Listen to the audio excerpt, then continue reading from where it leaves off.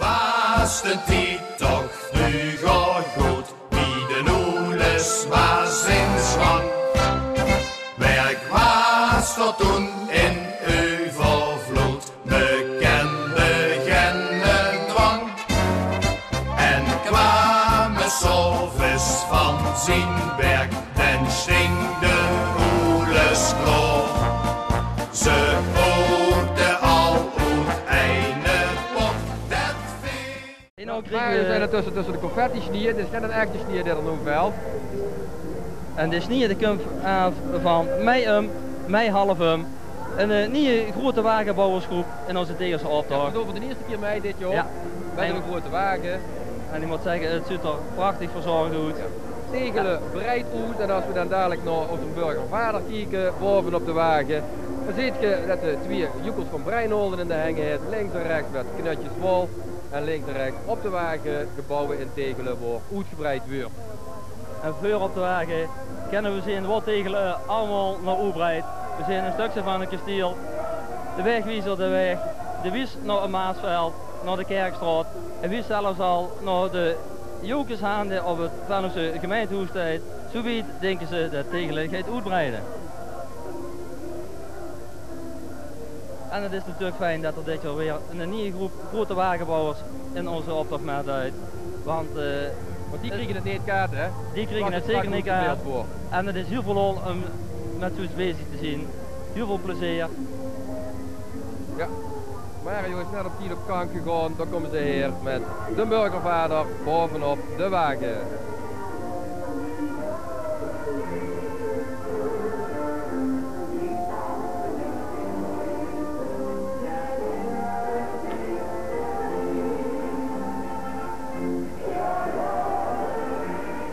Achter de wagen nog enkele vrolijke bouwvakkers van mij half. En allemaal de Breinholden in denk. En flink breien. En Tegelen is wel zo klein, wie willen ze daar nog goed van breien? Nou, misschien dat ze dan een paar keer de huurten in gaan. Ja, dat zullen we straks ook nog zien, denk ik, de huurten. Juist. Wij hangen de bierzoet, groep nummer 16. Nou, en aan de stellages die ze bezig dragen, daar hangen allerlei pupjes, van Roger Rabbits tot knien tot eepjes. Van alles erop en eraan. En nou, dat moet kennen. Op deze leeftijd nog het bierzoet hangen. Dat huurt gewoon bij de vasteloven.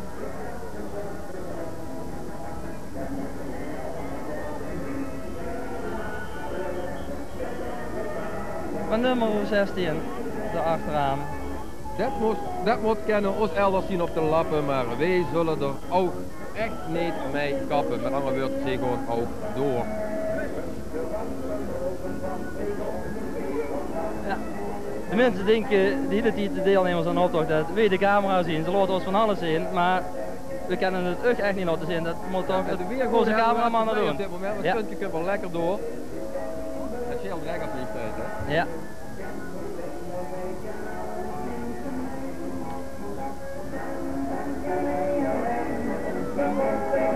En zo, als we al een keer gezegd hebben, Chateau Holmulen, dat komt nog wel een keer dukkertruc in onze opdracht. Dat zien we hier ook bij. Voor ons was het wennen, maar dat moet kennen. De groep gaat hij bijeen. Ze zien de vleermuizen die moeten wennen aan de verbouwing van het kasteel de Holmulen naar het Chateau Hotel. En daarom zien ze nu uit het kasteel gevlogen en vliegen wat zenuwachtig hier in een opdracht rond. Kasteel niet ganz goed gebeeld hebben we dit keer voor het poortgebouw van het kasteel gekozen. Het poortgebouw wat ook netjes opgeknapt is en het echte kasteel, daar hebben ze iets tegenaan gezet. Daar zullen we toch maar even bij haaien.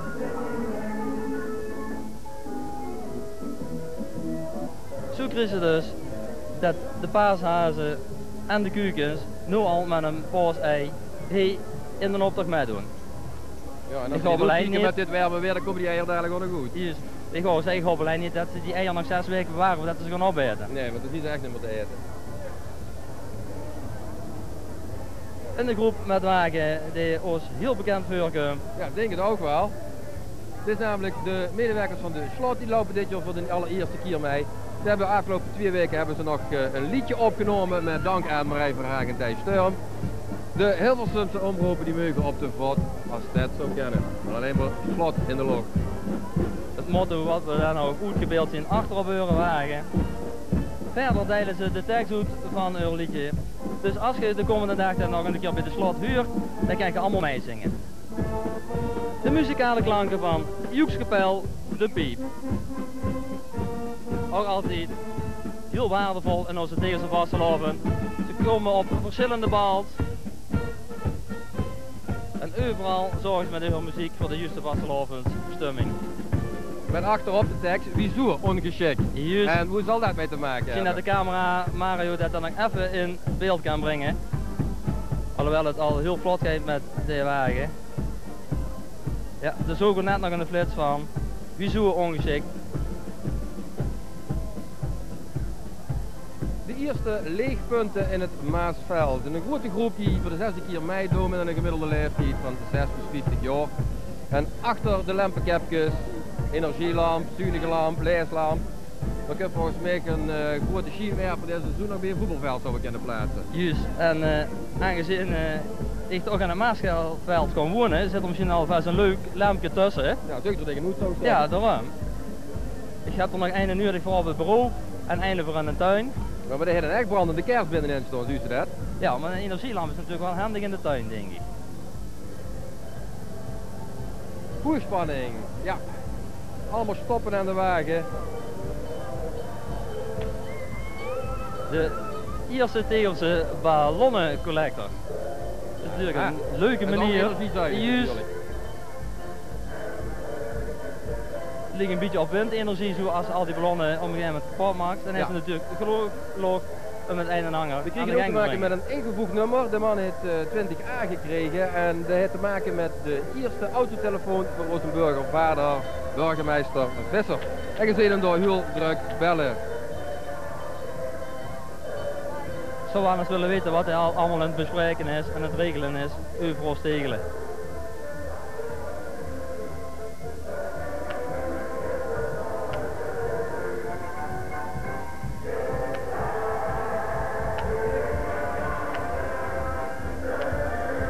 Daar zien we de Prinswagen van Vastelovensgezelschap, de Beerpiep.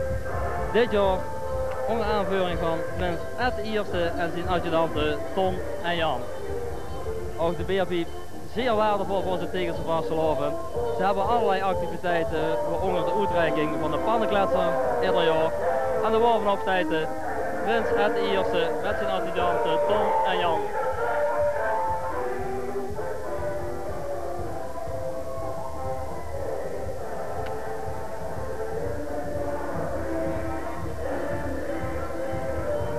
De dames van de Beerpiepkade, ik heb er gisteren nog een stukje over kunnen lezen in het Zondagsblad.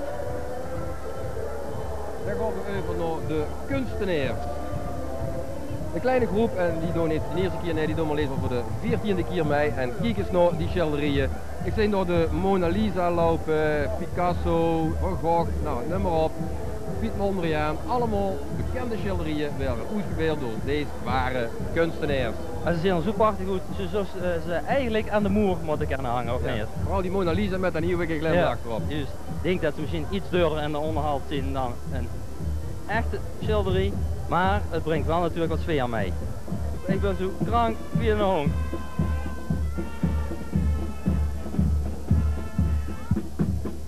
En dat tot zoveelste jaren achter elkaar, want ze zien er werkelijk weer perfect doet.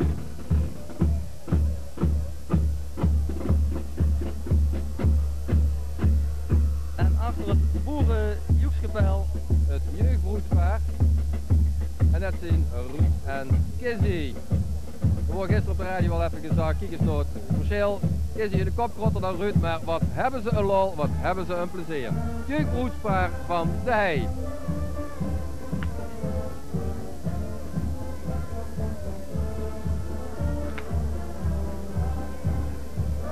en dan de koets met het boerenbroedspaar van dit jaar, Laura Simons en Huub Beelt en Urgetuige Leni Gubbelt en Lei Timmermans. Afgelopen zaterdag zien ze door de Oedersprint in een onecht verbongen. Die is weer een geweldige boerenbroelen op de hei.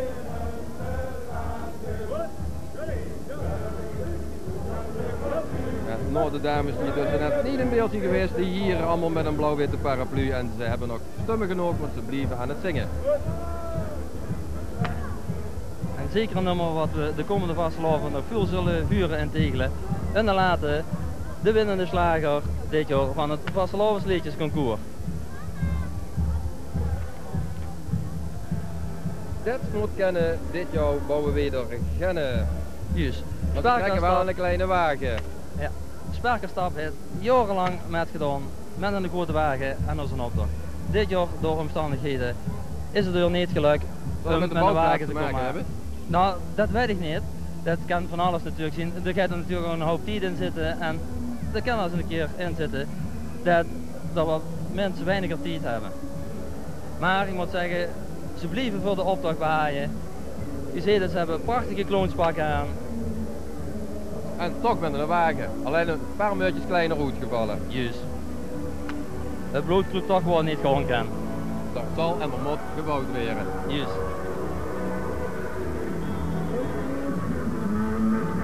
Ze hebben dit jaar allemaal met een eigen rammelleer bezig. Met hun symbool erbovenop. Een spaarkaststap.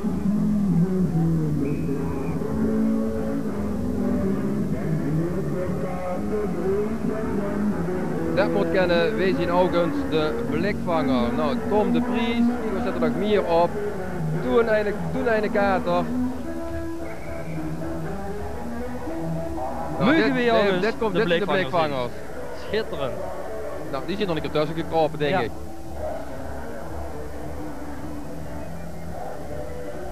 Nou, daar komen ze dan wel aan, de blikvangers. Dan zullen heel wat blikjes gelegd moeten worden om al die pekjes zo vol te hangen. En het rammelt onlangs, volgens mij zit er ook nog overal geen in. Ik kan zeggen, zien wat ze veel moeite moest doen om aan de optocht mee te kunnen doen. Ja, zomer zal beginnen. Ja, exercitie, oefenen.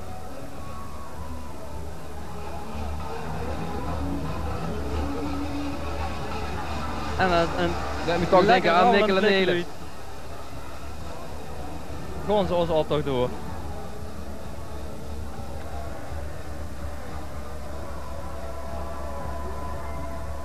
Nummer 29 komt eraan. Wij zien een stel echte zakkenwassers. Dat slijt natuurlijk niet op bos. Nee. Dat slijt op maar ze hebben daar komen ze net in beeld. We hebben nummer 29, het grote wasmachine. Daarachter een aantal plastic tuiten. Die werden gewassen in het wasmachine. Letterlijk uitgebeeld.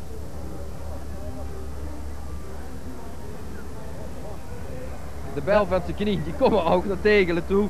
Ik denk dat het te maken heeft met de overlast van de knieën op het voetbalveld bij Veldia. En dat ze die in Belvent liever kwijt als riek zijn. En dat ze die door maar allemaal naar Tegelen verwensen. Maar er werden maatregelen genomen, want kijk eens vuur op de wagen. Daar zit een jager met een rood geweer. Sneeuwwitje en de 11 dwergen, dat moet kennen.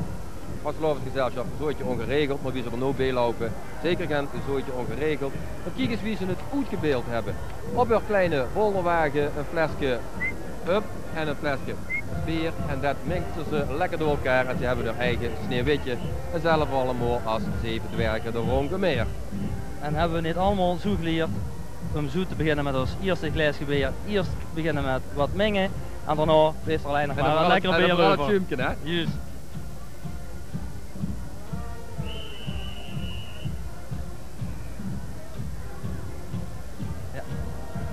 Daar achteraan een unicum in de Tegelse optocht. De grootste groep die er ooit heeft met gedaan. Optochtvereniging altijd dezelfde, doen dit jaar voor de eerste keer mee. Ze kwamen zich altijd tegen tijdens de vastelavond. Overal in de zalen, in de cafés, overal zogen ze dezelfde mensen. Toen hebben ze gezegd, dan gooien we de knommel bijeen. Dan gaan we ook met allemaal dezelfde en allemaal hetzelfde mee in onze optocht.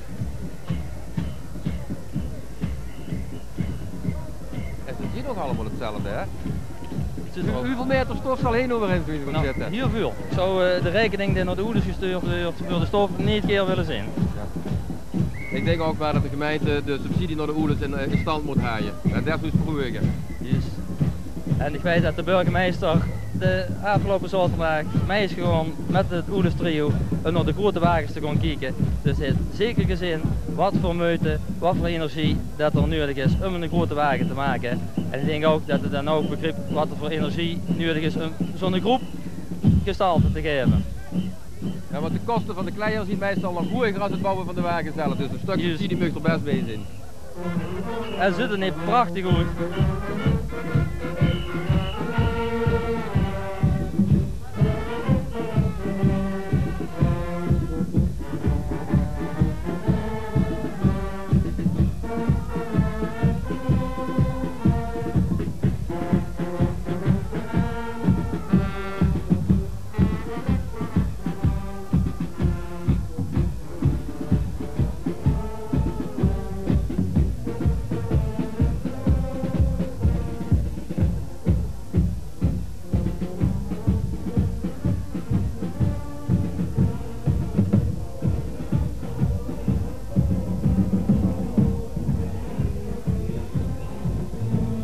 Dan kunnen we aan nummer 33, oftewel 3 keer 11, het jubileumjaar van de JSS. Niet dat ze al voor de 33ste keer meedoen, maar ze bestaan 3 keer 11 jaar. We hebben die terug een grote reunie gehad van alle JSS-prinsen. En nu bovenop de wagen prins Roy de eerste met zijn adjudanten. En ook zij leveren belangrijk werk in onze Tegelse vastelavond. Zij zorgen ervoor dat de jeugd een paar gezellige avonden bezorgd wordt. Daar komen ze hier. Komen ze nu in beeld. Volgens mij met een doeie trom het Joekskapellenbeleid van de Oeles. Goh, executie wordt er al geroepen.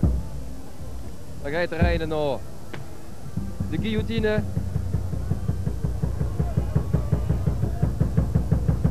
En dan veld het beel, kopdraaf, wegwezen, afweuren en allemaal. En dat wordt allemaal gebracht door Joekskapel Sokkerpeek. Ik wil ermee zeggen dat de Joekskapellen in Tegelen nog zeer zeker springlevend zijn.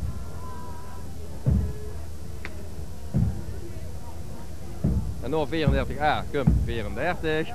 Een veke en een hekske, samen op een stekske, dat moet kennen.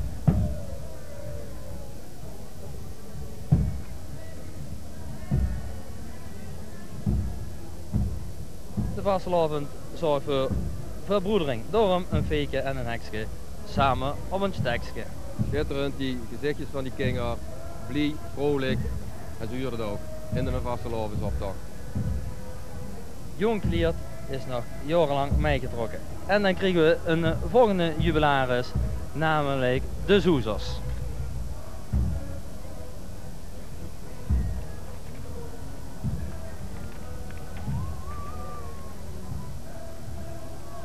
Met het eerste confetti-kanon ook, hè? Juist. Zij staan al 11 jaar te kijken in het Narrenriek. Een vriendengroep die sinds 1982 meedoen aan onze Tegelse optocht. Ze begonnen met een kleine wagen en een grote groep en vanaf 1983 trekken ze mee met een grote wagen. Zoezen, dat kennen we in Tegelen. Dat wil zeggen, overal doorheen gaan, lekker en doorheen zoezen. En zo doen ze dat ook in onze optocht. En daarvan is ook hun naam de Zoezers.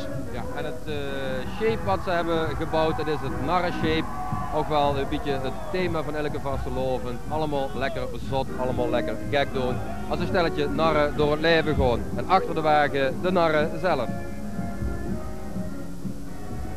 In dit jubileumjaar van u hebben ze ook een soort gedenkboekje uitgebracht. Daar hebben ze van ieder jaar beschreven wat voor resultaat dat ze behaald hebben, wie de wagen eruit zo. Het zag er heel mooi verzorgd uit. Ik heb het mogen inkijken.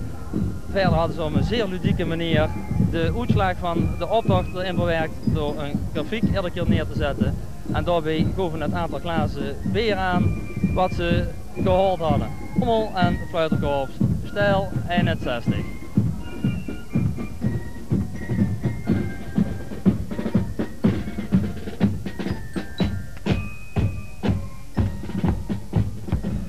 Dat moet kennen, het in Belveld al gekend.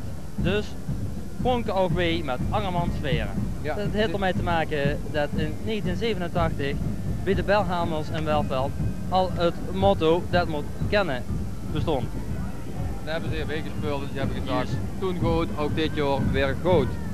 Pronken met Angermansveren, boven Eurokop allemaal prachtige pauwveren, schitterende kostuums. Ja, en ze doen voor de 13e keer mee, dus heb je Mick Sarah bij. Is dat in de vaste loop? Is niet dat ze Sarah ziet dat ze voor de 13e keer meeduiken? Nee. De dames zeggen natuurlijk nooit eure leeftijd. En daarom hebben ze gewoon maar ingevuld Sarah. Ondertussen trekt voorbij. Ja, de ezel van Pipo heeft het ook niet meer te trekken, want voor de kloonswagen van Pipo de Kloon, wij kennen hem niet van vroeger. Een moderne tractor met angerenweer. Het ezeltje is naar die pensioen toe, maar de wagen van Pipo duidt het nog altijd. Vastelavondsclub kan het verrekken, zo noemen ze zich.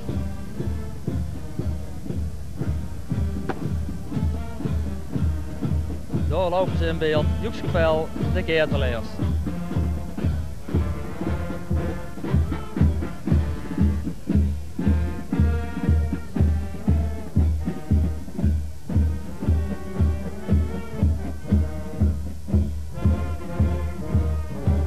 En als hij de ganse optocht met dat kleine op zijn nek moet lopen en spelen, dan weet ik zeker dat hij dadelijk weggaat. Maar de kleine heeft ervan genoten.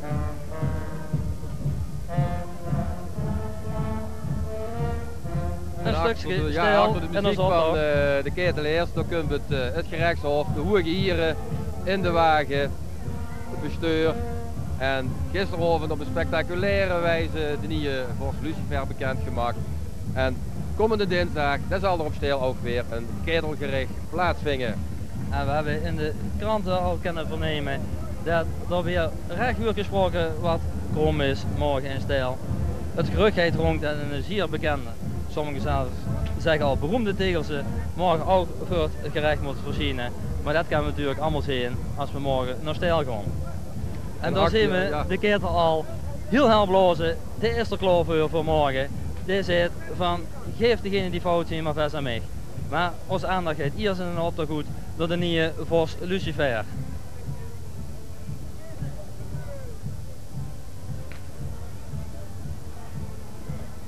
Ik zei het net al, gisteravond bekendgemaakt, nieuwe Vorst Lucifer. De eerste keer dat het allemaal boete plaats heeft gevonden met een schitterend vuurwerk, Bengaals vuur, knetteren, gillende keukenmeiden, vuur, rook en vuur. En door Oud kwam te voorzien Erik Aers. Binnen is het toen ontmaskerd, is het toen bekendgemaakt en deze tijd bovenin de ketel.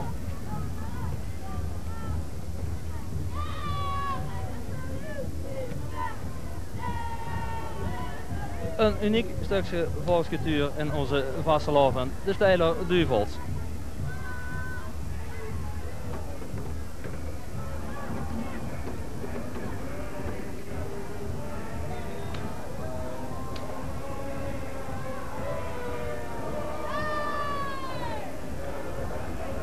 En we kijken nog even naar de ketel die morgen de hoofdrol heeft in het ketelgericht.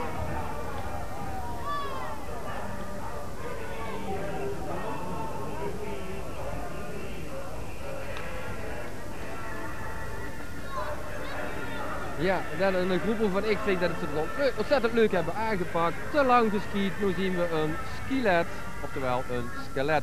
En kijk eens naar de constructies die ze allemaal gemaakt hebben van die PVC-piepen. Helemaal verbonden met de skis, de erm, zelfs tot boven de kop uit torenen deze creaties, de skeletten van de skiers. Ook als de carnavalsvereniging de Bulkes. Yes, en dan moest er maar opkomen. Het is natuurlijk weer lang denkwerk gekost om op zo'n idee te komen. Misschien ook wel nog wat nieuwige pilsjes erbij, maar het resultaat dat moet je er werkelijk zien. Ja, dan komen natuurlijk ook de beste ideeën, hè? Dingen stuk maken lekker. Het loopt en allemaal gaat soepeler. Ja, en dit loopt zeker soepel. Kijk, die piepen is allemaal bewegen. Ik heb ze echt spreken van een ellenpiep nu, hè?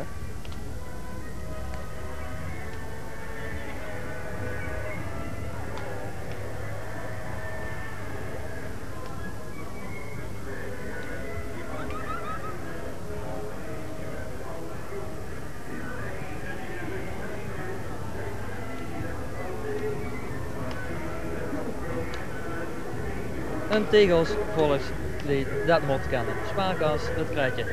Het komt toevallig uit dat we hier staan bij het VVV-kantoor, want wij beste mensen, vorig jaar had het VVV-kantoor in Tegelen een wedstrijd uitgeschreven voor een nieuw tegels volkslied. daar zien ze helaas niet goed gekomen, maar Sparkassenkratje vindt dat het waar moet kennen.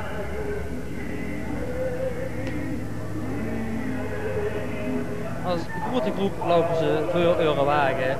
Begeleid de wagen zelf in plaats van laten. Want de wagen is barstens volgestouwd met allerlei instrumenten. Hoe dat die tegels de volkslied op gespeeld zou moeten kunnen proberen. We zijn door direct achter de tractor een grote bas aankomen. Terwijl nu de meetjes nog net even in beeld zien. Dokkenbeheer, de grote bas. Achter de bas een dikke trom. Ja, kijk zelf, wat zit er nog meer op? Saxofoon, truiten, violen, nou, noem maar op. Alles is vertegenwoordigd.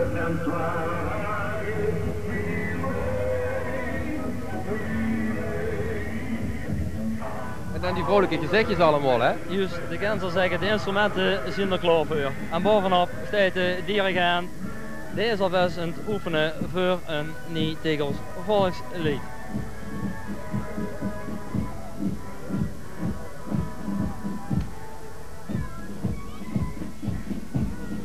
Sparkas, het kratje.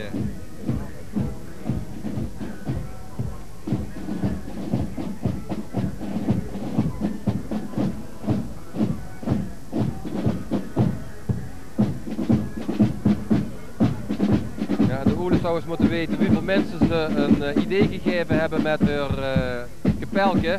Ja, de cameramensen hebben het volgens mij net gemist. Voor de muziekuitclub een kerkje met een heel klein kapelke. Links onder in beeld, maar het nog net te zien. En nu een beeldclub. Wereldkampioen dat moet kennen, dus Harmony Sint-Cecilia. En dan nu, beste mensen, in onze Tegelse optocht een uniek feit. Ja. Voor de 44e keer trekt mij. Tevens ook voor de laatste keer. Jan, ik hoop dat de wagen nu even stopt. Dan gaat Jan van der Hooyen. Of de koets wilt stoppen. Beste Jan, 44 keer en de laatste keer. De loopt nu voor de laatste keer door de Tegelse straten. Dat niet een beetje pijn? Ja, dat weet ik nog niet, joh. Ja, dat ligt aan wie ik ben. En waar je weer met een ijzer komen, ja. De bus er dus nog over aan denken. Ja. Fijn, want zo'n mensen in onze Tegelse optocht, die kunnen we eigenlijk niet missen. Ja, dat is zo. Ik weet wie de optocht is en dat is altijd goed. Dan moet je er helemaal mee doen. Ja. Geniet er nog van. De mensen, ze weten allemaal, dat is voor de 44e keer met thuis. Ja. 4-jarige van 40 jaar, Joekskapel doen B1. Wij zijn jurig, maar een heleboel vraagtekens erbij. Wij hebben geen vies. Dat zijn er wel chic uitgedost uit.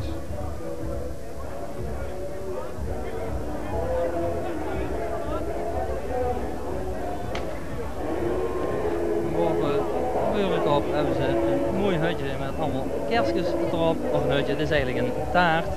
En misschien dat die kerstjes nog een keer aangestoken weer. Hè? En dan mogen we ze vanavond allemaal uitblazen. Wees een jurig, maar hij geen vies. Ook een babyprins moet kennen. Het nate heukske. We hebben een tegel en een jeugdprins. We hebben een grote oerdersprins en zeevingen en een babyprins moet ook kennen. En kijk eens wie enthousiast dat hij is. Daar moet ik voor 20 jaar terugkomen.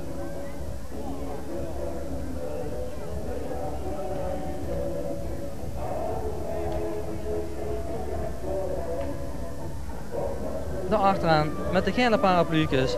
Slum kieken. Slum kieken is dit jaar het motto. Slum kieken in de brank, uit de brank. Dat heeft ermee te maken dat ze jarenlang hun locatie hadden bij de sportbar. En je weet beste mensen, de sportbar die is helaas de afgelopen jaar afgebrand. En daar zoten ze dan. Ze hadden geen lokaal. Ze hebben zich toen wat bedacht en ze zien toen naar een ander echt tegels café gegaan. Namelijk naar de pannenshop. Ja, we hebben gezien wie moeilijk het voor deze bouwers is om echt een grote wagen te kunnen maken, want dat was gans in stukken en dan moet de boetepas in eigen zaten worden en je ziet hoeveel draaiende deilen dat erop zitten. Het was toen allemaal echt meet- en paswerk en ook voor uw geld hadden we maar een grotere locatie, dan kosten we echt nog beter en nog mooier bouwen. Uit van de sportbar naar de pannenshop. En achterop hebben ze dan een pannenshop gebouwd. Ze hebben het model gekozen zoals je misschien wel eens gezien hebt in de buurt van het Geloer Kapelke.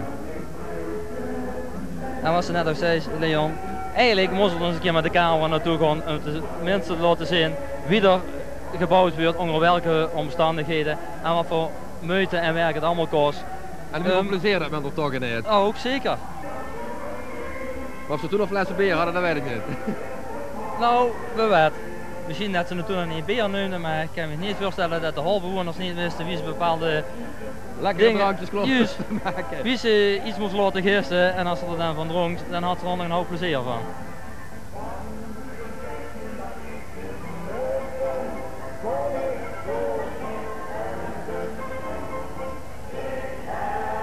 Ze zeggen van zichzelf dat ze altijd meedoen bij activiteiten waar er vuurlol is. En je kan dan nu zien dat ze ook vuurlol hebben tijdens de optocht.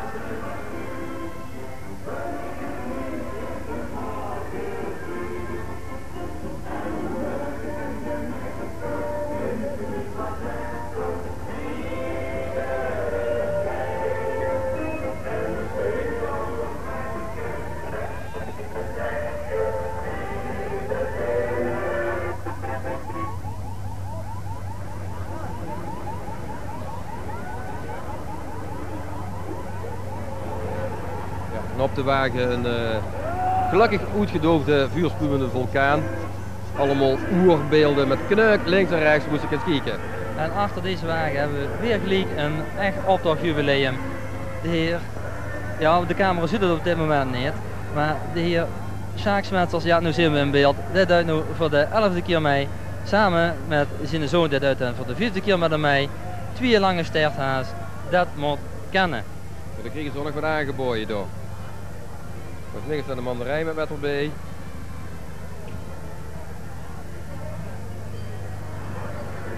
Kennenwagen, den dragen, dat moet niet kennen. Dat is het vastelopen toneelvereniging. Zet door, ik heb het misschien uit de kranten begrepen. Wagen hoe ze er toneelspelen voor op de straat ophaaien, hoe ze er spullen mee verveuren. Dat is verdwenen en zij vragen zich af, mensen, hoe is onze wagen toch gebleven? Kennenwagen, dat maar dragen, dat moet toch niet kennen. Wij zorgen er voor ons. En ze volgen dus in deze optocht aandacht voor het feit dat de wagen dus weg is. Ze hebben zoals gezien maar een hele kleine wagen nou, daar kan ze natuurlijk niet veel mee doen. Nou, ze komen binnenkort langs de deuren met Juist. podeert, hè? Als Juist ze de tuin nog opgehuurd moest hebben. Op 12 maart en op 13 maart, dan komen ze langs met de postgronk. En met die postgronk willen ze dan gewoon zorgen dat ze een nieuwe wagen kunnen kopen en dat ze dan weer toneelspel op de wagen van de grond krijgen. Wie lopen in de gaten, ook dat moet kennen.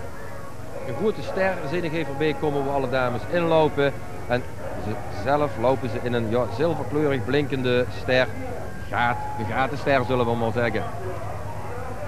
Het leuke van deze groep is, ze zien het is een 7e als we even goed tellen. Maar eigenlijk zien ze met z'n 8. Maar één van de dames die loopt langs de route mee en die is de verzorgster. En zij verzorgt dan met drinken en eten vanaf de kant. Het zogenoemde natje en droogje. Juist. Nou, dan komt meer lawaai af als we zelf overheer kunnen komen. Juist. Dus ik wacht even. Dit zijn de lapswens. En zij zeggen dat moet kunnen terug naar school of verder gokken. Het scheidsrechter erom.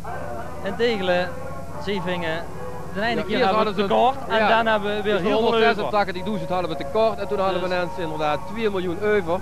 En de achterkant, daar ziet je de burgervader, daar hebben we wel lekker gezien vandaag. En daar zit dan een grote gokkast te trekken, alsof de politiek heen tegen inderdaad een soort gokkastspel is. We rekenen met geld van de belastingbetaler dat we geen gokspel zien. En we zien nu net de burgemeester achter op de rug. Dit is zo'n 11,5 meter hoog. En geloof me dat dit ook passen en meten kost om die op de wagen te krijgen en te zorgen dat ook alles stevig zit. Zoekum, de aap uit de mouw, dat moet kennen. Een trio wat voor de 16e keer meeduidt. En als je goed kijkt, ziet je allemaal kleine aapjes uit de mouw komen.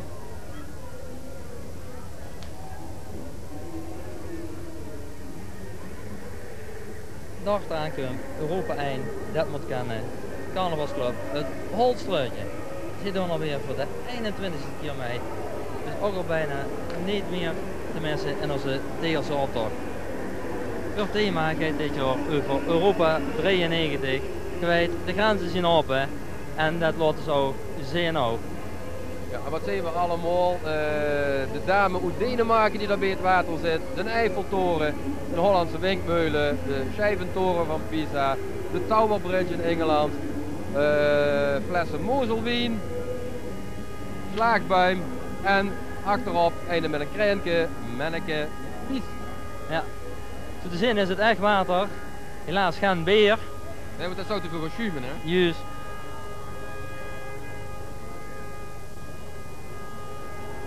Ook een extra nummer in onze optocht, 54A. Die huren we nu al lang te stoeten, terwijl we eerst nog even kijken naar het hulstruitje. Want de wagen die moet natuurlijk ook genoeg bewonderd worden. Direct achter deze wagen, joh. Misschien hebben we nog net een beeld kunnen krijgen. Nee, we kregen nummer in beeld, ik zal even zeggen wat spoelbeelden. Weer, wie komen niet aan de bak. Ze hadden een bak weer op een ijzeren pool neergezet en zo kosten ze dus niet aan de bak komen. Gewoon gelijk verder.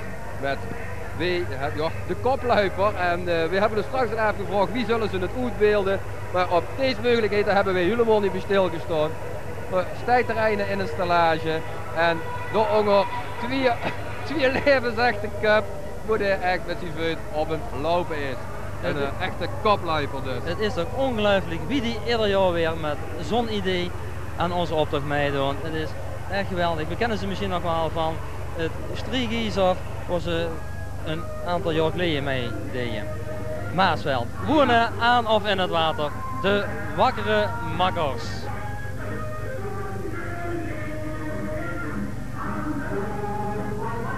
Ja, prachtig gelegen aan de oever van de Maas. Maar wat doen we met het Maasveld als het hoog water wordt? Ja, je ziet, we kunnen er poolwoningen van maken, maar dan hebben we er een vuurtoren bij nodig. En ze zijn op een slim idee gekomen om dan ook maar een walvis te laten zwemmen als een soort Zuidoosterverbinding. Vice versa, Maasveld, Tegelen Centraal. En ze weten ook al wie ze die in het Maasveld, in den hoes, moest kleien. Ze gaan namelijk allemaal als duikers. Ook de wakkere makkers, die doen al voor de 20ste keer mee. Ze zien ook een joekskapel, ze treden gemiddeld 24 keer per jaar in binnen- en buitenland op.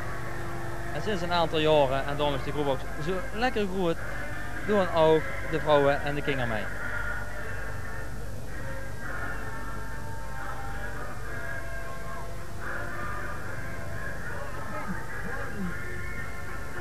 En jong hier is aangedaan.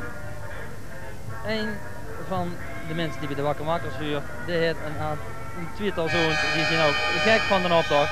Zich gaan er gelijk achteraan met vastelovend in de oerentijd. Zien Bas en Sjoerd Rosel die met twee vriendjes zich in de dinosaurus gebouwd hebben.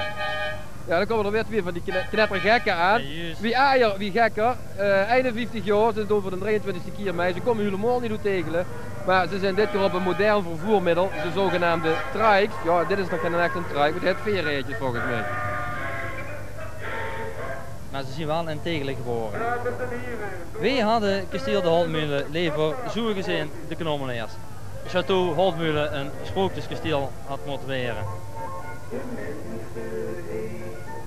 Nou, ik denk dat de meeste mensen zich toch een beetje steuren aan wat er tegenaan gebouwd is. Het kasteel op zich is groot, maar de meningen over de aanbouw, die zien gewoon zo verschillend.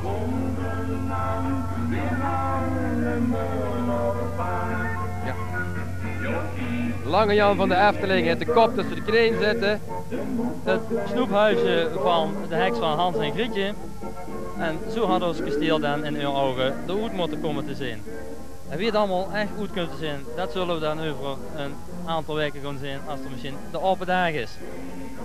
Ja, de Natenhoog. En zij zullen er in de toekomst dan zeker voor gaan zorgen dat er vastelovensmuziek is bij de Prins. En dat er niet nog helden uitgeweken hoeft te weren. Het heeft de gemoederen toch danig bezig gaan in Oostegelen. Dat er geen Tegelse joekskapel was op het Prinsenwal. We zien dat de hoeden staan dit jaar weer een keer in aanmerking en komen we voor de Ierenlambiek dit jaar aan. De blunder van het jaar, zullen we wel zeggen. Nummer 60, dat moet kennen. Eens even kijken. Dat zijn de zalige geesten, dit is nummer 60A. En de achteraan komt FC Oranje met dat moet kennen, dat moet passen. Ja, en ik kon even even, een verhaal aan vast. juist, daar gewoon ik even weer tussen deze mensen in Ze zijn met staan. een lobby bezig, dat proberen ze het een en ander geregeld te krijgen. Die mensen willen namelijk dat er einde uit hun gezelschap de volgend jaar de Prins gaat weren. Nou, of ze er wat tegenover bestaan, of ze er FC geld proberen, Oranje. weet ik niet. Maar ze Die zien wel horen met mij hun aan de pogingen optocht. begos. En dit jaar Ja, hebben dat ze wilde een een ander puzzel naartoe metgenomen. gespreid. En die stonden hier midden op Opgerold. de straat omdat ze Lekker in het met zon iets komt dit aparts moment. bezig zien. Dan gaan we dadelijk even met een van hun over praten. En dan gaan we eerst kijken wat voor een puzzel dat ze gemaakt hebben.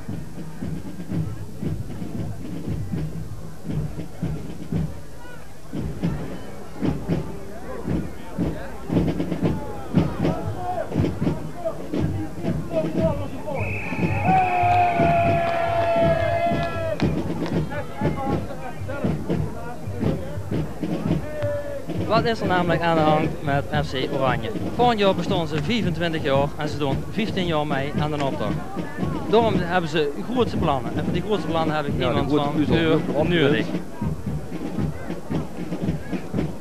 Namelijk, ze willen het volgend jaar de Oelesprins leveren. En daarvoor had ik dan keer even Hans Scheurs bij mij.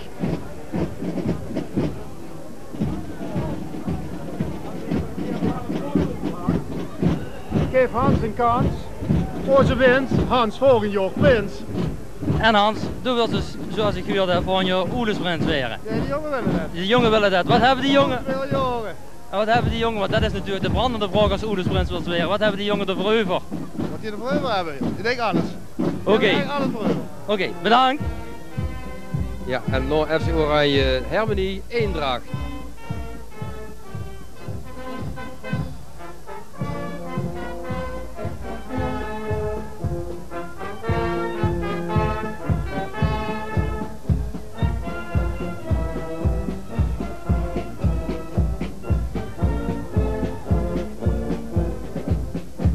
Ook dat moet kennen, de aan de pasloop, 3 dagen in de pas.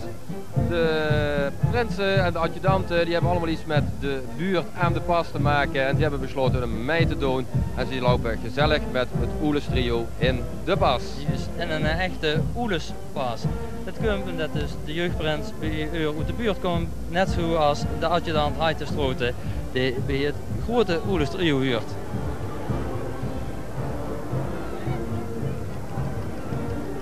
Vrolijke gouden Oelessen, zo lopen ze aan ons voorbij.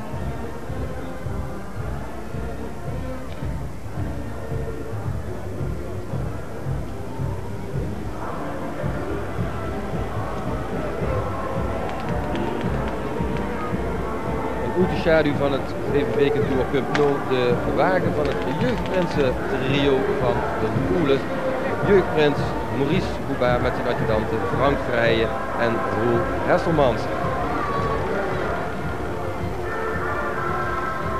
Ze zien alle 3 lid van de hockeyclub die dit jaar in tegen 60 jaar bestaat. Dus als je kunt zien hoe ik boven in zijn slag, daar heeft jeugdprins Maurice daar heel veel zin in om er een schone jeugdvastlovend heen tegen van te maken. En als je dan kijkt naar de jeugdprins, dan weet ze bijna, Leon, wie laat dat het is. Ja, het is bijna die toeslot, zullen we maar zeggen. Juist. Toeslot in de optocht. De wagen van de prins van de Oeles, Theoline en zijn adjudanten.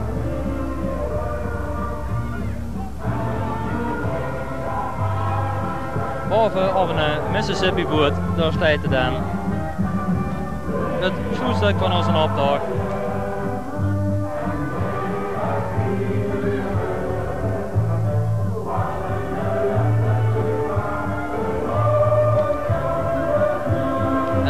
En in de Gouden Oeles, daar staat de vorst met een van de dames van de Oelesgarde.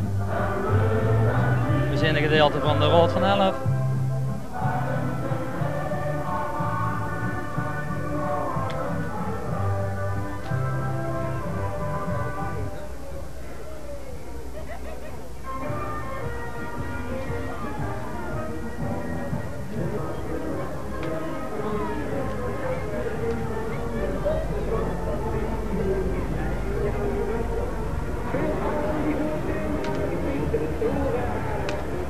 Ja, terwijl langzaam maar zeker de grote vastelovensstoet van Tegelen van het jaar 1993 op de grote stroot verder van ons wegtrekt, is het tijd voor ons om te zeggen, we maken er een einde aan, we gaan sluiten.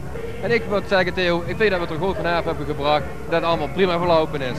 En niet alleen wij, ook een compliment aan alle deelnemers aan de optocht. Want Ja, het was en aan het weer hierboven, want we hebben het toch grotendeels druk weten te halen. Want het was een prachtig verzorgde optocht. Vele mooie groepen, vele mooie wagens. Beste mensen, van ons nog, vastelovend samen. En wie is de volgende keer? Tot de volgende jaar.